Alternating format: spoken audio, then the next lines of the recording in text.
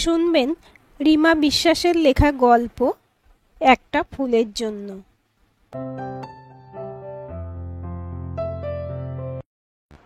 ফোনটা ঠিক এলো ঋষভের অফিসে বেরিয়ে যাওয়ার পর। অমৃতা তখন মাম্পির স্কুল বাস এলো কিনা তার জন্য ব্যালকনিতে দাঁড়িয়ে।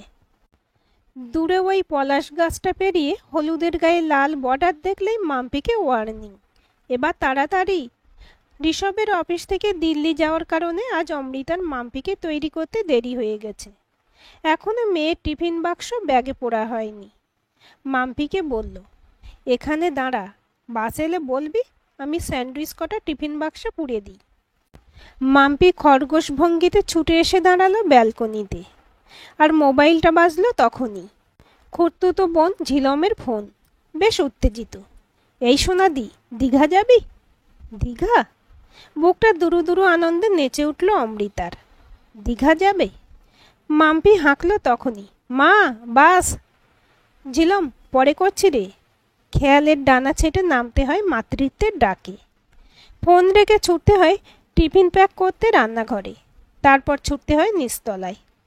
ভাগ্যের লিফটে আটকা ছিল না, আর এই ক্যাম্পাসে আরও 3টে বাচ্চা ওঠে এই স্কুল বাসেই। তাই একটু সময় পাওয়া গেল। তাড়াহুড়োই ভেবেছিল বুঝে স্যান্ডউইচগুলো তাওয়াতেই রাখা আছে।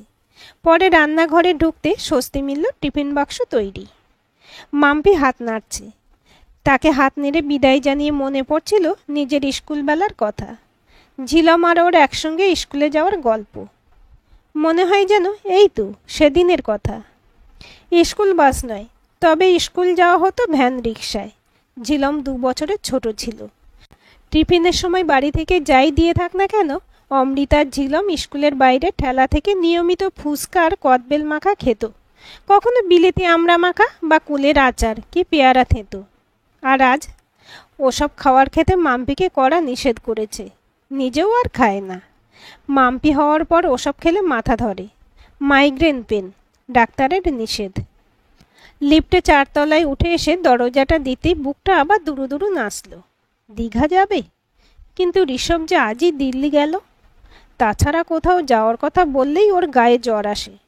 সোফায় শরীর এলিয়ে 2 পা সামনের দিকে তুলে বলবে, home sweet home, office tour, workload, এসব সামলে আর হলিডে প্ল্যান করতে ইচ্ছে হয় না। একবার প্রায় উঠে পড়েই লেগেছিল অমৃতা। মাম্পির পড়ার বইয়ে পাহাড়ের ছবি দেখে ও স্বপ্নের বিস্তার বাড়াতে কথা দিয়েছিল কাঞ্চনজঙ্ঘা দেখাবে, তাই আবদার রেখেছিল ঋষভের কাছে।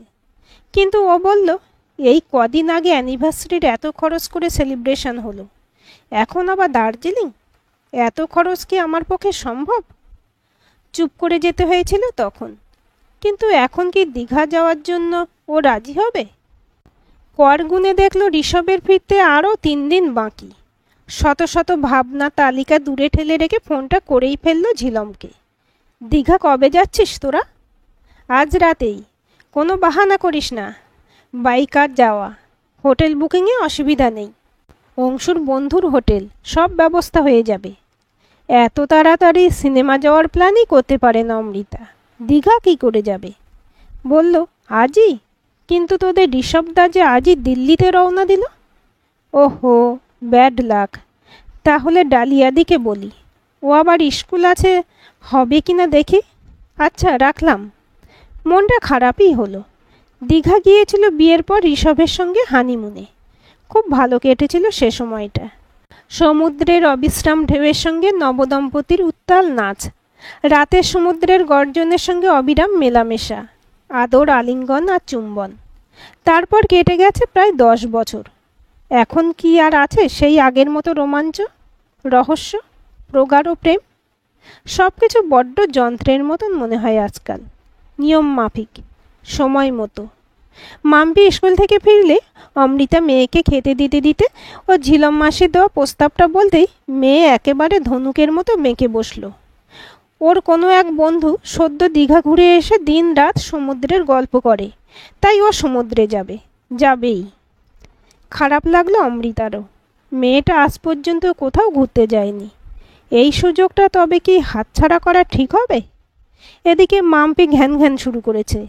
ওকে শান্ত করতে বলল, দাঁড়া, তোর বাবাকে ফোন করে জিজ্ঞেস করে নিই তাহলে। মাম্পি লাফিয়ে উঠল। না না, বাবাকে বললে খালি বকবে, বলবে এখন নয় পরে। কিন্তু পরে আর হয় না, আমরা এখনই যাব। বাবা তো জানবেও না, তারপর ফিরে এলে বলো। প্লিজ মা, আমার জন্য। বড় মায়া হয় কচি মুখটার দিকে চাইলে। একেই হয়তো বলে সন্তান, যার কাতর আবদার একেবারে উপেক্ষা করা যায় না। ঋষভও হয়তো করতো না, কিন্তু ওরই বা দোষ কি? দায়িত্ব কি কম ওর কাঁধে? আর এখন যাওয়ার কথা বললে স্ট্রিক্টলি বারণ করবে, বলবে আমি নেই, কোনো দরকার নেই যাওয়ার। তাই অমৃতা ওকে ফোন না করে ঝিলমকে ফোন করে একবার শেষ চেষ্টা করার কথাই ভাবল। ডালিয়াদির স্কুল আছে, তাই হয়তো ওর যাওয়া সম্ভব হবে না। এর মধ্যে ঝিলম যদি অন্য কাউকে ঠিক না করে, তবে অমৃতা মেয়ে নিয়ে একটা দুঃসাহসিক ট্রিপ সারতেই পারে। ফোনে ফল হলো, ঝিলম আর কাউকে পায়নি। সঙ্গে যাচ্ছে ঝিলমের 5 বছরের ছেলে পুতু, কাকা কাকিমা আর ঝিলমের বর অংশু, সঙ্গে অংশুর মা আর বাবা, এদিকে অমৃতার মা বাবাও। গাড়ি নয়, বাস ঠিক করেছিল ওরা। এক একজনের ভাড়াও পড়েছে অনেক। বাসে উঠে মনে মনে ভয়ই হলো। ঋষভকে একটা ফোন পর্যন্ত করতে দেয়নি মাম্পি। তার বক্তব্য, বাবা জানলে যেতে বারণ করে দেবে, শেষমেশ আর যাওয়া যাবে না। তার চাইতে ঘুরে আসি, তারপর বলবে আস্তে আস্তে। মেয়ের বুদ্ধি দেখে হাসবে না কাঁদবে ভেবে পায় না অমৃতা। কদিনের মেয়ে কত প্ল্যানিং করে চলতে শিখেছে। অনেক সময় বঞ্চনা পাওয়া তৃষ্ণা বাড়িয়ে বেপরোয়া করে তোলে। কাকিমার কথায় অন্যমনস্ক মনটা আবার এই বাসের গণ্ডিতেই ফিরল। কাকিমা বলল, ঋষভ এলে ভালো হতো। হেসে পুরো ব্যাপারটা নিজের হস্তগত করতে অমৃতা বলল, তাহলে আর যাওয়া হয়েছে কাকিমা? তোমাদের জামাইয়ের সময় আছে?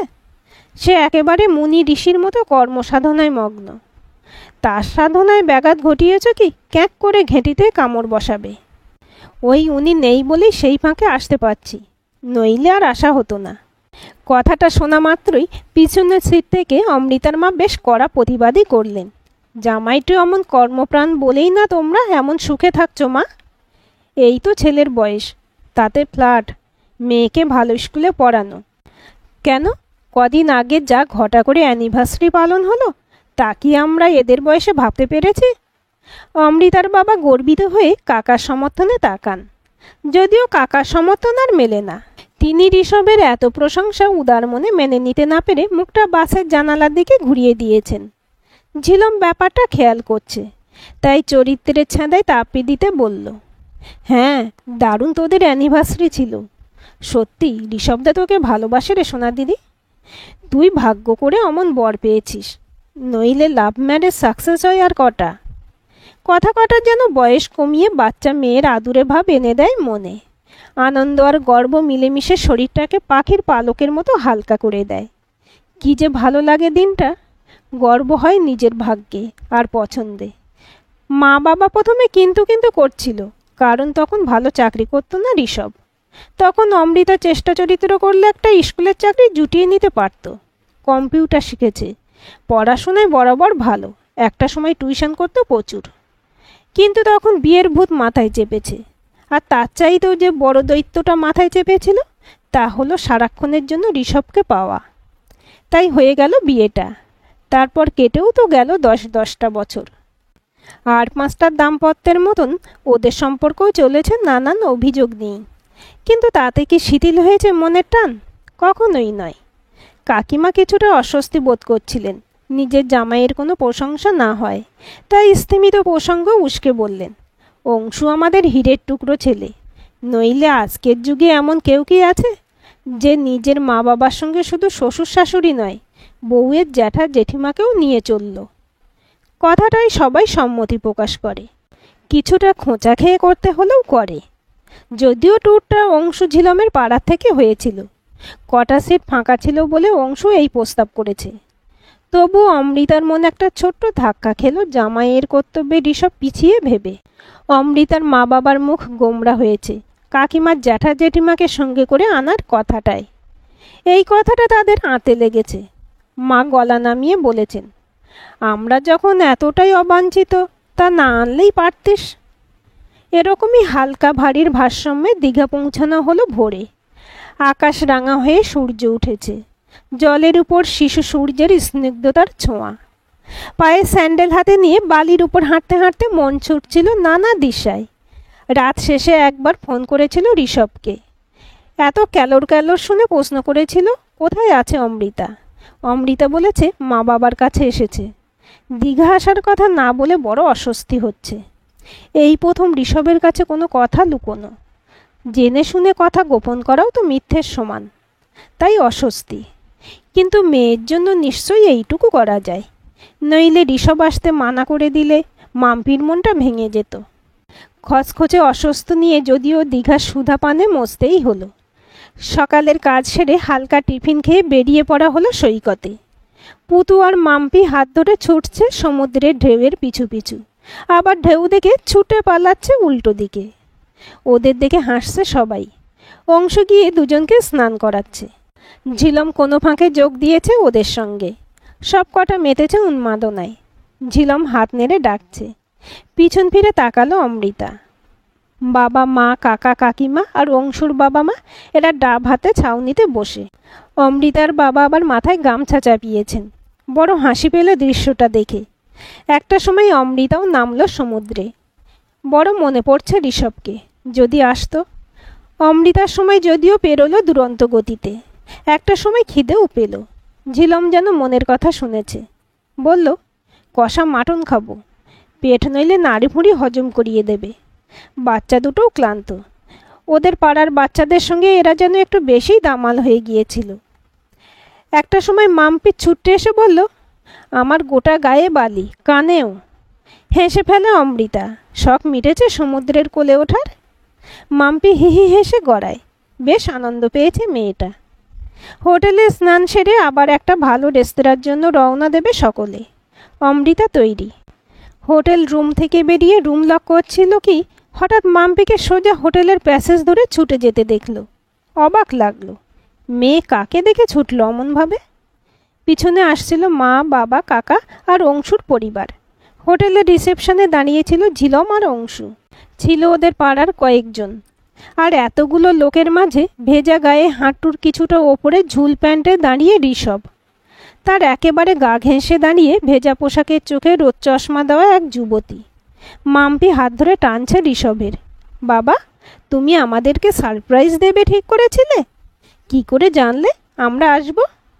ওই মেয়েটা কে বাবা? ও বাবা। অমৃতা হকচকিয়ে গেছে। কি দেখছে? সত্যি না স্বপ্ন? অমৃতার শরীর ঠিক আছে তো? সারা শরীর থরথর করে কাঁপছে। অমৃতা পড়ে যাবে না তো? বাজারের মাঝে কেউ যেন ওকে নগ্ন করে এনে দাঁড় করিয়ে দিয়েছে। আর সবাই দেখছে আগ্রহে। হোটেলের কর্মী, আত্মীয়রা, অংশুদের পাড়ার লোকজন সব হতভম্ব হয়ে তাকিয়ে। এক মুহূর্ত আর দাঁড়িয়ে থাকতে না পেরে এক ছুটে হোটেলের রুমে ঢুকে পড়ে অমৃতা। মাথা ঘুরছে। চোখের সামনে সব কিছু অন্ধকার। কি দেখলো? দুঃস্বপ্ন নয় তো? দিল্লি যাওয়ার নাম করে দীঘায় এসেছিল ঋষভ। কবে থেকে করছে এসব? একটা মিথ্যে বলতে হচ্ছে বলে অপরাধ বোধে কুড়ে কুড়ে খাচ্ছিল। আর সেখানে ওর সব থেকে বিশ্বস্তর কাছের মানুষটা ওকে প্রতারণা করতে বাঁধল না এতটুকু? বাঁধেনি অমৃতার মুনি ঋষিক জ্ঞান করা পতিদেবের? অমৃতার মায়ের যোগ্য জামাই, ওর বাবার উপযুক্ত জামাই, মাম্পির করা বাবার।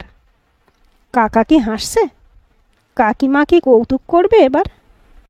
কিন্তু এত হাসি তামাশার খোরাক জুগিয়ে দেওয়ার পরও অমৃতাকে যে ফিরতে হলো সেই বাড়িতেই, যেখানে আর বর নিয়ে গর্ব করার মুখ থাকলো না। আর বাড়ি ফেরা হলো না, তাই ফিরতে হলো জন্মস্থলে। দুদিন আগে জামাই নিয়ে গর্ব করা বাবা মা আজ অমৃতা নির্বুদ্ধিতাকেই দুষছেন। বলছেন নিজের মর্জি খাটালে তার পরিণাম এই হয়। বলছেন পই পই করে বারণ করেছিলাম এ ছেলেকে বিয়ে করিস না, কিন্তু তখন কে কার কথা শোনে? কাকা কাকিমা কোনো কথা না বললেও একটা ভাবনার তরঙ্গ মনের দরজায় ধাক্কা মেরে ওদের আনন্দের ঘোষণা করে যাচ্ছে। যদিও বেচারি ঝিলমটা দুঃখ পেয়েছে, আহতও হয়েছে অহেতুক। বেচারা ভাবছে ও জোর না করলে এ লুকোচুরি দিব্যি চলত, আর অন্ধ বিশ্বাস টিকে থাকতো আজীবন। দুঃখের ঘাট ধাক্কা খেতে হতো না অমৃতাকে। তাতে হতো নয় মিথ্যে সুখ। বিছানায় আহত মন নিয়ে শুয়েছিল অমৃতা। মা এসে দাঁড়ালো মাথার কাছে। অমৃতা অপরাধীর মতো চোখ নামিয়ে ধীরে উঠে বসেছে। এ বিয়ে ওর নিজের জেদের। এর অসফলতার দায় এখন পুরোপুরি ওরই। মা বললেন, এরপর? চোখ তুলে চাইল অমৃতা। মাম্পি 2 সপ্তাহ স্কুল বন্ধ। এরপর তো স্কুল অ্যালাউ করবে না। তুই কি করবি কিছু ঠিক করেছিস? মা প্রশ্ন করলেন। দম বন্ধ লাগছিল অমৃতার। দরজার কাছে শব্দ হতে দেখল বাবা। বেশ গম্ভীর আর দৃঢ়তায় বললেন কি না, আমি যদি ডাল ভাত খেয়ে থাকতে পারি তবে তোকেও 2টি জোটাতে পারবো, কিন্তু ওই স্কাউন্ডালটার কাছে ফিরে যাওয়ার কোনো মানে হয় না। মাও সম্মতি জানালেন। বললেন, তুই কি ফেলনা নাকি? এখনো অনেক জীবন বাকি। চাকরি কর, মেয়েকে মানুষ কর, ভবিষ্যৎ তোর উজ্জ্বল হবেই, এ আমার আশীর্বাদ। বুক কেঁপে উঠল। এই আশীর্বাদটাই বোধহয় এই মুহূর্তে সবচাইতে দরকার ছিল অমৃতার। মায়ের বুকে ঝাঁপিয়ে পড়ে হাউ হাউ করে কেঁদে ফেলল অমৃতা। কান্নার সঙ্গে বুকের আনাচে কানাচেতে জমে থাকা বেদনা ধুয়ে মুছে যাচ্ছিল। নিজেকে ভুলে যার জন্য চলছিল একটা রেখা ধরে, কবে ভেবেছিল জীবন এক ধাক্কায় সরিয়ে দেবে নিয়মিত পথ থেকে? তাই নতুনভাবে জীবনের নতুন অধ্যায় খুলতে ভর্তি হওয়া ট্রেনিং ইনস্টিটিউটে। 6 মাসের কোর্সের পরে স্কুলের চাকরি, কম্পিউটার শেখানোর কাজ। বরাবর কম্পিউটারে ভালো ছিল অমৃতা। মাম্পির স্কুলের খরচ আর নিজের খরচ দুই একা কি করে সামলাবে, যদিও তা এখনও বড় প্রশ্ন। তার উপর নিত্য নিকট আত্মীয়দের উৎপাত। যেই আসে জানতে চায় সেদিন ঠিক কী হয়েছিল। জানতে চায় কি করে, কিছুই বোঝেনি অমৃতা। কি করে এখন চলবে ওর? 37 বছর বয়সে এসে কি এমন আহামরি চাকরি করবে যে দুজনের জীবন টানবে, মেয়েকে সুন্দর ভবিষ্যৎ দেবে? ডিভোর্স হলে ওর বাবাই হয়তো বাচ্চার কাস্টডি পেয়ে গেল। এসব মতামতের বুকের ভিতরে দুমড়ে মুচড়ে যায় অমৃতার। চোখের সামনে দেখে ঝিলম অংশুর সুখের দাম্পত্য। বাড়ি এলে ওরা চোখে চোখে কথা সারে, ফিক ফিক হাসে, খুনসুটি করে, আবার চমকে যায় অমৃতাকে দেখলে। ভাবে, হায়, চিরদুখী দিদিটার কি হবে? অমৃতার কান্না পায়। পুতু ওর বাবার বুকে লেপ্টে থাকে। মাম্পির মুখ শুকিয়ে যায়। কদিন বহুবার মাম্পি ওর বাবার কাছে যাওয়ার বায়না করেছে। কানে তোলেনি অমৃতা সে বায়না। ফোন করেছে ঋষভ, ফোনও ধরেনি অমৃতা। মাম্পি কেমন শুকিয়ে যাচ্ছে। ওর বাবা চাই। রাতে ফুঁপিয়ে কাঁদে বাবার জন্য। বুক মুচড়ে ওঠে অমৃতার। ওর যদি কিছু হয়ে যায়, ওইটুকু প্রাণ, ও কি আঘাত সইতে পারে? বাড়িময় সর্বক্ষণ আবর্তিত হয় চাপা অস্বস্তি আর এক গভীর খাদের সমতুল্য হতাশা। একটা মেয়ে যে কিনা ছিল চরম সৌভাগ্যবতী, স্বামী সোহাগিনী, উপযুক্ত জীবনসঙ্গীর অধিকারী, সেখান থেকে আজ যখন এক বুক দীর্ঘশ্বাসের সঙ্গে শুনতে হয় মেয়েটার কপাল খারাপ, বুদ্ধি কম, বোকা, অতিরিক্ত বিশ্বাস করে ঠকা আজকের দিনে অচল। এরকম বিশেষণ এক এক সময় এতটা বিষাক্ত হয়ে দাঁড়ায় যে মনে হয় ঋষভের অপরাধে খুচরো মিথ্যে তাপ বসে ওকে সচল করে সম্পর্কটা টেনে টুনে একেবারে ফিটিংস করে দেয়। লোকজন জানুক ওর একটা সংসার এখনও টিকে আছে, কিছুই নষ্ট হয়নি। অমৃতা মেয়ে আর মেয়ের বাপকে নিয়ে সুখী। এরকম ইচ্ছে যখন দিনে রাতে সব কিছু ভুলে যাওয়ার বায়না করে, আর্জি জানায় আবার নতুন করে শুরু করার, তখনই এক ভারাক্রান্ত সন্ধ্যায় ট্রেনিং ইনস্টিটিউট থেকে ফেরার পথে বাস থেকে নেমে বাড়ি ঢোকার মুখের গলিতে দেখা হয় ঋষভের সঙ্গে। বোঝা যায় ওরই অপেক্ষায় ছিল সে। এ পথে এ সময় যে ফেরে কি করে জানল ঋষভ? বুকটা যদিও তখন বেলাগাম হয়েছে। মুখ ফিরিয়ে পাশ কাটিয়েই চলে যাচ্ছিল অমৃতা, কিন্তু তখনই পিছু ডাকল ঋষভ। মাম্পি কেমন আছে? বুকটা যন্ত্রণায় দুমড়ে মুচড়ে যাচ্ছে, জ্বালা করছে চোখ। অন্তরের মা চিৎকার করছে, ওরে মাম্পি রে, তোর জন্য যে বাঁচতে চাই, কিন্তু এই দুঃখ কি শেষে প্রাণটা নেবে আমার? মুখ ফিরিয়ে ঋষভের দিকে তাকালে ভিতর থেকে ধিক্কার দিয়ে ওঠে প্রেমিকা অমৃতা, স্ত্রী অমৃতা। মাম্পি কেমন আছে? হাই নিষ্ঠুর, একবারও জিজ্ঞেস করা গেল না তুমি কেমন আছো? আমাকে কি মাপ করা যায়? আমি ভুল করেছি। কিন্তু ঋষভ ক্ষমা অনুশোচনার ধার দিয়েও গেল না। একটা লেনদেন কোথায় গিয়ে ও যেন একটা দফা করতে চায়। ও ওর মেয়ের অধিকার হয়তো জাহির করতে এসেছে। চোখের জল বাষ্পীভূত হলো নিমেষে। অমৃতা প্রশ্ন করল, মেয়ের চিন্তা কি সত্যি তুমি করো? হ্যাঁ, অবশ্যই। নির্লজ্জ ঋষভ। এখন কি চাও? আমি মাম্পির বাবা, অথচ ওর সঙ্গে দেখা করতে পারছি না। ওর স্কুল বেশ কামাই হচ্ছে, এগুলো আমি হতে দিতে পারি না। ঋষভ কথা যেন সাজিয়ে এসেছে। উত্তেজনার পাড়া চড়ছিল অমৃতার। একটা পুরো হোটেল তোমার নষ্টামি দেখেছে। তোমাকে দুশ্চরিত্র প্রমাণ করে খুব সহজে মেয়ের কাস্টডি আমি পেয়ে যাব, কিন্তু খরচ চালাতে পারবে না। সেখানে আমি মেয়ের কাস্টডি দাবি করলে কোর্ট দিতে বাধ্য হবে। ঋষভের তৈরি উত্তর। চোয়াল শক্ত হয় অমৃতার, কিন্তু কি ভেবে আবার গলার স্বর নরম করে। ঋষভ বলে, তার চাইতে আগের মতো হলেই বা দোষ কি? মেয়েটা নর্মাল লাইফ পাবে। যা হয়েছে ভুলে যাও। ভুলতে অমৃতাও চায়, কিন্তু এই লোকটাকে, এই কি সেই প্রেমিক যে কলেজের গেটের কাছে ঘন্টার পর ঘন্টা অপেক্ষা করেছে, যে অমৃতার হাতে হাত রেখে বলেছে, শুধু এই চোখের দিকে চেয়ে পুরোটা জীবন পার করে দিতে পারি? এই কি সে যে মেয়ে কোলে পেয়ে বলেছিল, এবার আরও শক্ত হবে সম্পর্ক? কাকে ভুলবে অমৃতা? আগের প্রেমিককে, না এই দাগাবাজ লোকটাকে? ভোলা হয়তো যেত যদি মনের সফটওয়্যারে একটা ডিলিট অপশান থাকতো। তাই ভুলতে না পারলেও মেয়েটা স্বাভাবিক জীবন উপেক্ষা করে কি করে? তাই মুখোমুখি বসা হয় একটা আলোচনায়। সম্পর্ক যদি দুজনের ভিতর সীমাবদ্ধ থাকতো তবে মাঝে গণ্ডি কাটতে অসুবিধা হতো না। কিন্তু যখন প্রশ্ন ওঠে আর একটা নবপ্রস্ফুটিত কলির, তখন বেপরোয়া হওয়া কি চলে?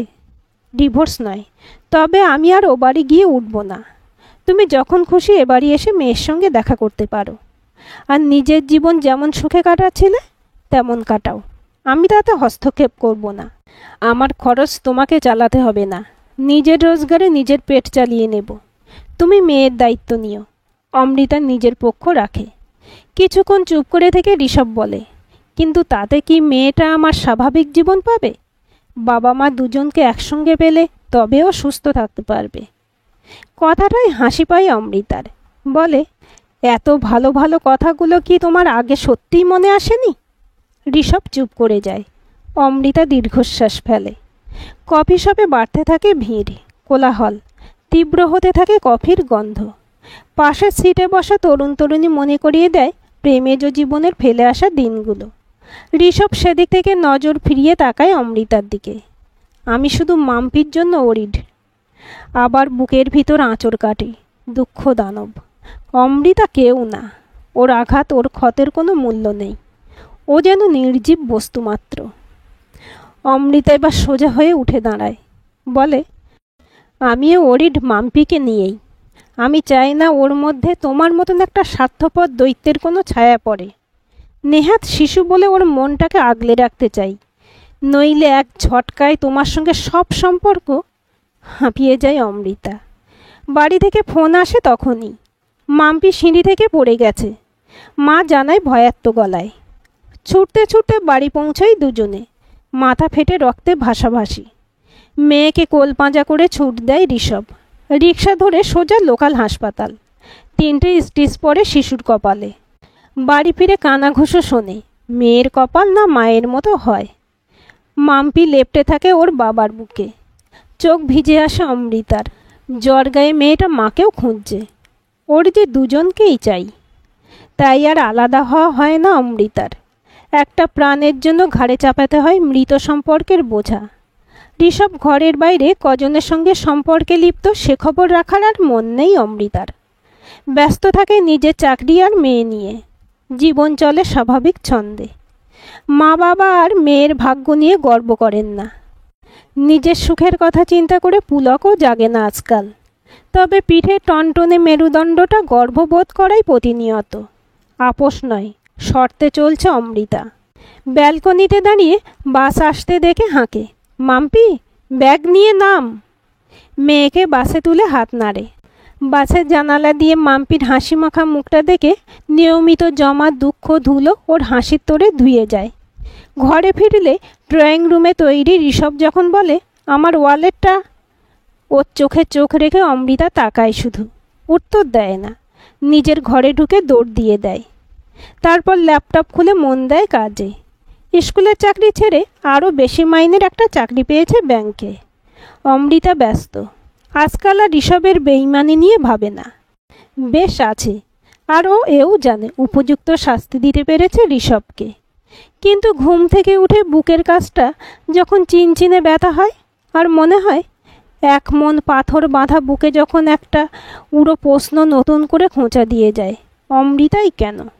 উত্তর পায় না, শুধু মন আউড়ে যায়। ওই মাম্পিটার জন্যই না? হয়তো এমনটাই হয়। অবিরত যেখানে একটা মাম্পির জন্য শত শত বুকে চাপা দেওয়া থাকে এক পাহাড় দুঃখ। আজকের গল্পটি আপনাদের কেমন লাগলো কমেন্ট করে জানাবেন। ভালো লাগলে লাইক, শেয়ার, সাবস্ক্রাইব করবেন এবং নতুন ভিডিও আপডেট পেতে বেল আইকনটি ক্লিক করে রাখুন।